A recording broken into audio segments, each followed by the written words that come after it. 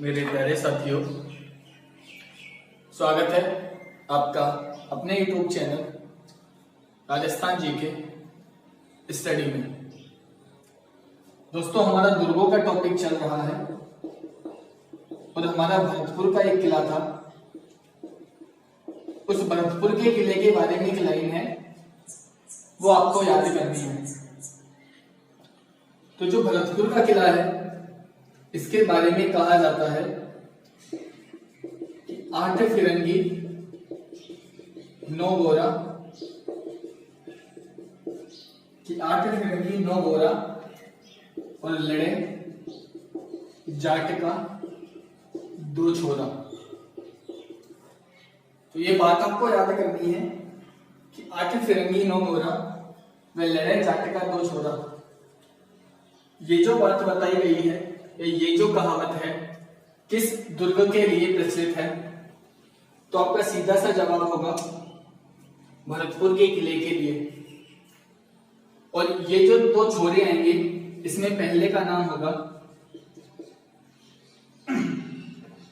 दुर्जन सिंह और दूसरे का नाम होगा माधो सिंह। कि 8 फिरंगी 9 गोरा लड़े जाट का 2 छोरा। तो ये जो 2 छोरे होंगे, उसमें पहला दुर्जन सिंह होगा और दूसरा कौन सा होगा? माधो सिंह होगा। कहते हैं कि 1805 ईस्वी में एक अंग्रेज अधिकारी था, लॉर्ड लेक। इस लॉर्ड लेक ने 5 बार आक्रमण किया था। कौन से दुर्ग पर? भरतपुर के किले पर। कि भरतपुर के किले पर 5 बार आक्रमण किया लॉर्ड लेक ने, लेकिन इस भरतपुर के किले को जीत नहीं पाया था।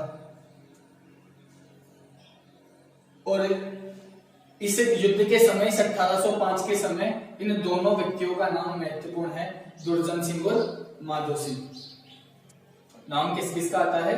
दुर्जन सिंह का आता है, माधो सिंह का आता है। तो ये था आपके भरतपुर के किले के बारे में कि 8 फिरंगी 9 गोरा और लड़े जाट का 2 छोरा। और 2 छोरे कौन थे? दुर्जन सिंह व माधो सिंह। अब आगे की बात करते हैं इसी भरतपुर किले के बारे में। किसका निर्माता किसे माना जाता है? किस प्रकार से इस दुर्ग का निर्माण हुआ था, वह किसने करवाया था? कि जाट राजा थे और उन जाट राजा का नाम क्या था? सूरजमल। कि जाट राजा कौन थे? सूरजमल।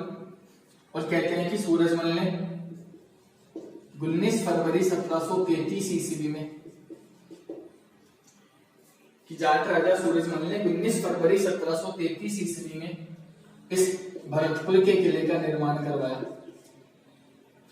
कौन से किले का? भरतपुर के किले का निर्माता किसे माना जाता है? जाट राजा सूरजमल को माना जाता है। तो सूरजमल ने इस दुर्ग का निर्माण करवाया। कहते हैं कि इस दुर्ग के चारों तरफ खाई है। इस भरतपुर दुर्ग के चारों तरफ खाई है, जिसमें एक नहर का पानी आता है। और वो नहर कौन सी है? सुजान नहर। इस भरतपुर दुर्ग के चारों तरफ खाई है। इस खाई में एक नहर का पानी आता है और वो नहर कौन सी है? आपके सुजान नहर। ये जो सुजान नहर है, इस सुजान नहर पर एक झील बनी हुई है और वो झील कौन सी है? मोती झील। और ये जो सुजान नहर निकाली गई है, कहां से निकाली गई है? बाणगंगा नदी से निकाली गई है। अब एक बात आती है, या तो सुजान नहर बोल दो चाहे मोती झील बोल दो, बात बराबर है। कैसे? कि अगर पूछे कि भरतपुर के किले में, यानी भरतपुर किले के जो चारों तरफ खाई है, उसमें किस झील का पानी आता है? तो झील कौन सी? मोती झील। नहर कौन सी? सुजान नहर। और नदी कौन सी? बाणगंगा नदी। यानी बाणगंगा नदी पर कौन सी नहर निकाली गई है? सुजान नहर। और सुजान नहर से कौन सी झील निकाली गई है? मोती झील निकाली गई है।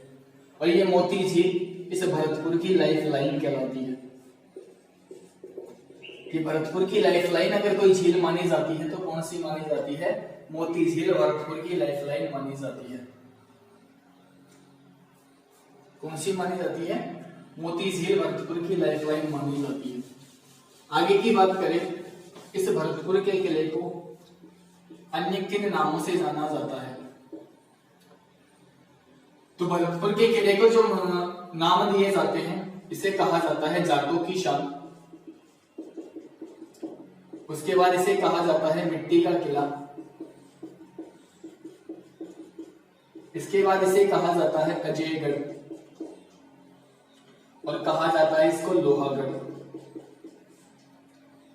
तो जाटों की शान, अजयगढ़ या लोहागढ़ व मिट्टी का किला, इस नाम से अगर किसी को जाना जाता है तो किला कौन सा आएगा आपका? भरतपुर का किला। कौन सा किला आएगा? भरतपुर का किला। यानी भरतपुर के किले को इन चारों नामों से जाना जाता है। जाटों की शान, मिट्टी का किला, अजयगढ़ व लोहागढ़ नाम से किसे जाना जाता है? इस भरतपुर के किले को जाना जाता है। एक मिनट।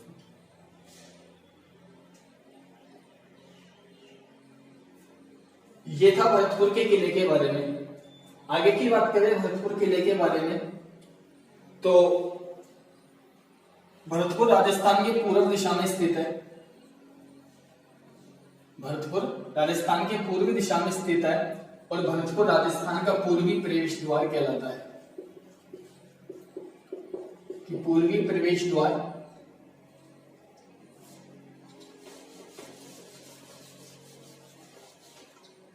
ये जो भरतपुर है ये राजस्थान का पूर्वी प्रवेश द्वार कहलाता है।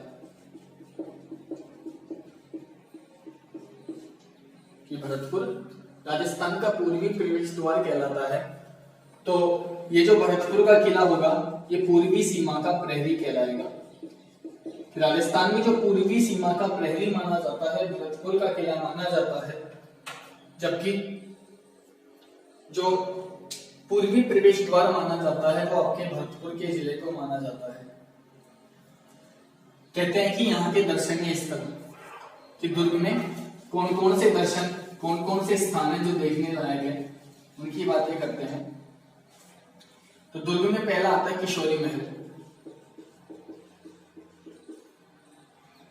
दुर्ग में पहला कौन सा आता है?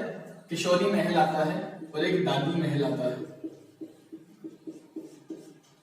किशोरी महल में दादी महल अगर कहीं पर स्थित है तो वो कहां पर स्थित है? आपके भरतपुर के किले में स्थित है। इसके अलावा इस किले के दरवाजे पर स्थित है अष्ट धातु के किवाड़।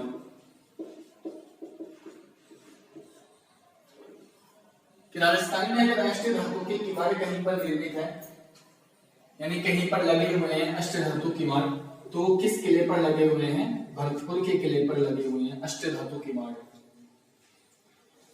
और ये जो अष्ट धातु किवाड़ है ये कौन लाया था, कहां से लाया था, उसकी बात करते हैं। कि भरतपुर के राजा थे जवाहर सिंह, इन्होंने दिल्ली पर आक्रमण किया तथा दिल्ली में जो लाल किला है इस लाल किले से उतरवा कर लाए थे और कहां लगवाया था? भरतपुर के किले पर।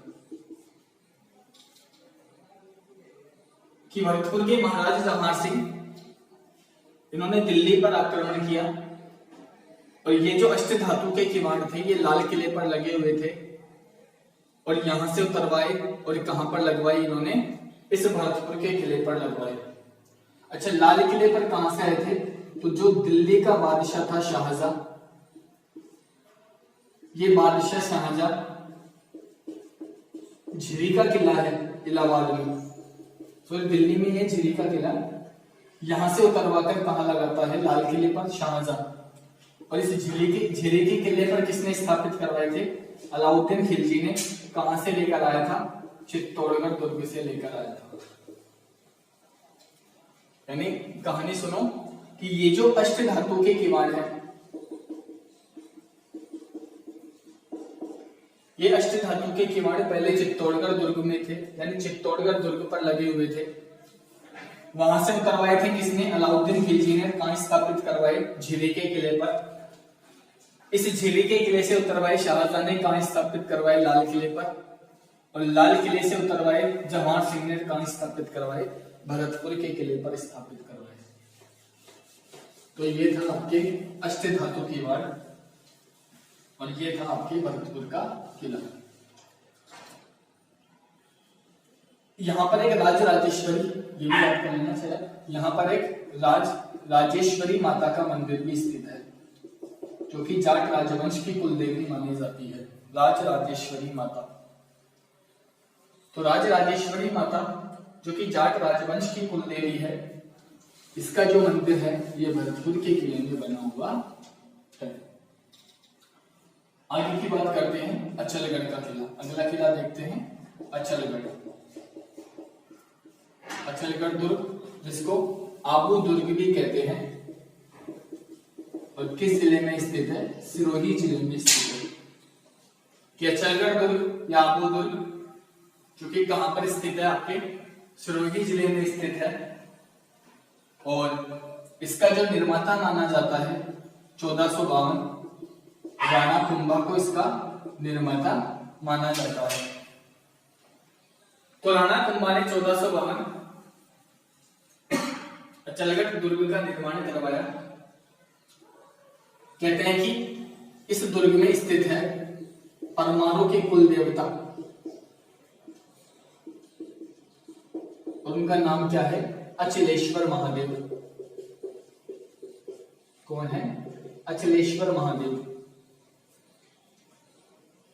कि परमाणु के कुल देवता, क्योंकि सिरोही पर जो राज्य रहा था वो परमाणु का रहा था। किसका राज्य रहा था? सिरोही पर परमाणु का राज्य रहा था सिरोही पर। और जो परमाणु के कुल देवता माने जाते हैं वो अचलेश्वर भगवान यानी अचलेश्वर महादेव माने जाते हैं। और अचलेश्वर महादेव का मंदिर कहां बना हुआ है? आपके इस अचलगढ़ या आबू दुर्ग में बना हुआ है। कहते हैं कि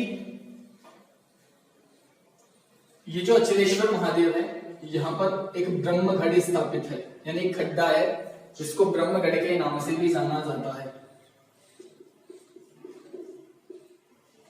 एक गड्ढा है जिसको किस नाम से? ब्रह्मगढ़ के नाम से भी जाना जाता है। आगे की बात करें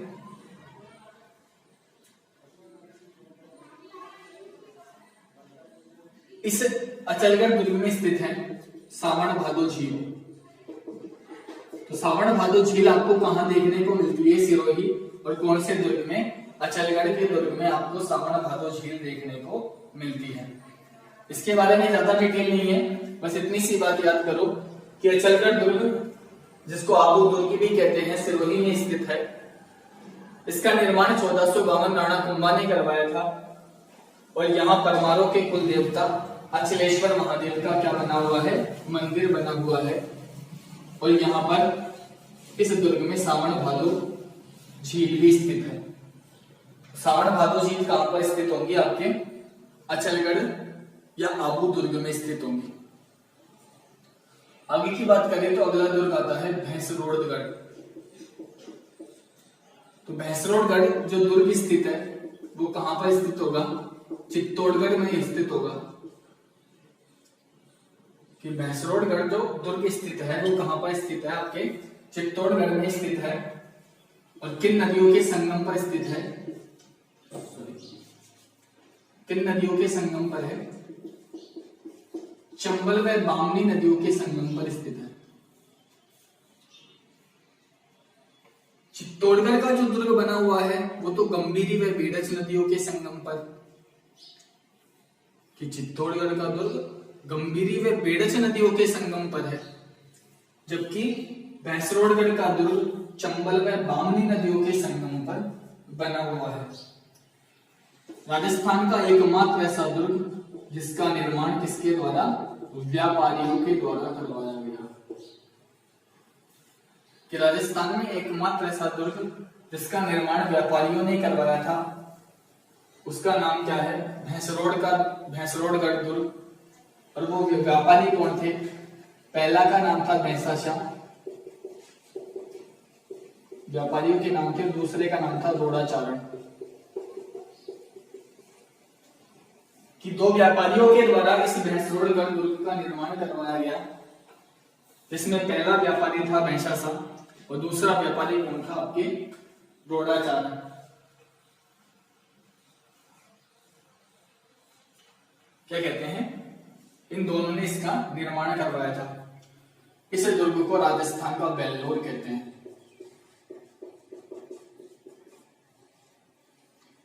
तो राजस्थान का जो वेल्लोर कहा जाता है, वो राजस्थान का वेल्लोर कौन सा दुर्ग कहा जाता है? आपके भैंसरोडगढ़ का दुर्ग कहा जाता है। और वो कहां पर स्थित है? चित्तौड़गढ़ जिले में चंबल व बामनी नदियों के संगम पर स्थित है। तो दोस्तों, इस वीडियो में इतना ही। आगे वीडियो में यानी नेक्स्ट वीडियो में भी हम राजस्थान के दुर्गों के बारे में चर्चा करेंगे। अब इस वीडियो को ज्यादा से ज्यादा शेयर करें, लाइक करें तथा हमारे चैनल को सब्सक्राइब करें। धन्यवाद दोस्तों। वंदे मातरम। जय हिंद, जय भारत।